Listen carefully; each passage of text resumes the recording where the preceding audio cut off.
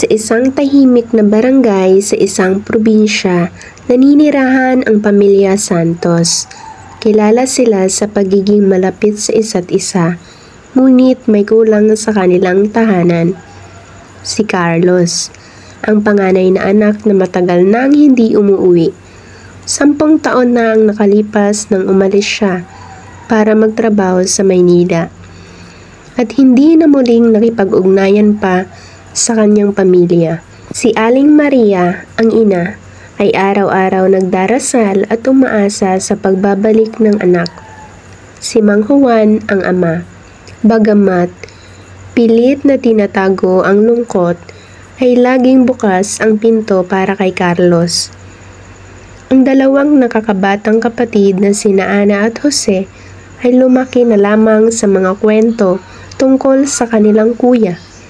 Sa kabila ng kanilang pangungulila, hindi nawala ng pag-asa ang pamilya ng isang araw ay babalik si Carlos. Taon-taon sa tuwing sasapit ang kaarawan ni Carlos, naghahanda sila ng maliit na salo-salo, umaasang baka sakaling siya ay dumating.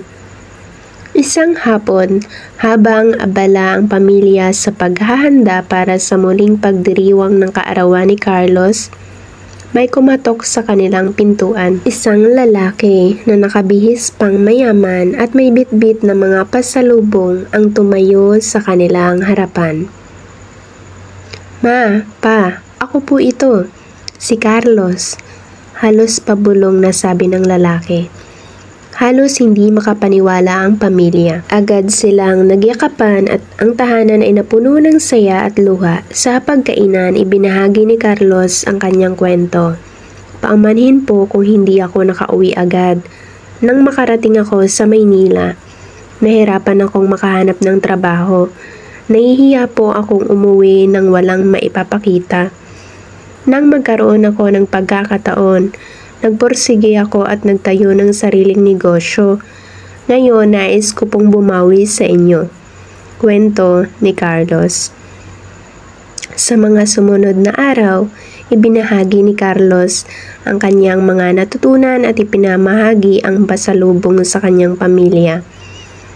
Pinagsama-sama niya ang pamilya para sa isang simpleng bakasyon, isang bagay na matagal nilang hindi nagawa. Nakita ni Aling Maria kung paano naging responsable at mapagmahal na anak si Carlos.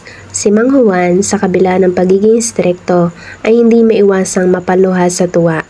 Si Ana at Jose, bagamat noong unay naiilang, ay unti-unting napalapit sa kanilang kuya. Mga aral sa kwento. Una, ang pag-asa at pagmamahal ay hindi kailanman nagwawakas, lalo na sa pamilya. Pangalawa, ang pagbabalik ng isang mahal sa buhay ay puno ng bagong simula at pagkakataon para sa pagbabago. Pangatlo, ang bawat sakribisyo at paghihirap ay may kaakibat na aral at biyaya. Pangapat, ang pagkakaisa at pagtutulungan ng pamilya ay nagbibigay lakas upang harapin ang anumang pagsubok sa buhay. Dito na po nagtatapos ang ating kwento, mga kabinibini, ang nawawalang kapatid. Maraming salamat po sa pakikinig. Sana po may natutunan kayo, mga kabinibini. Please like and subscribe. Mag-iingat po kayo.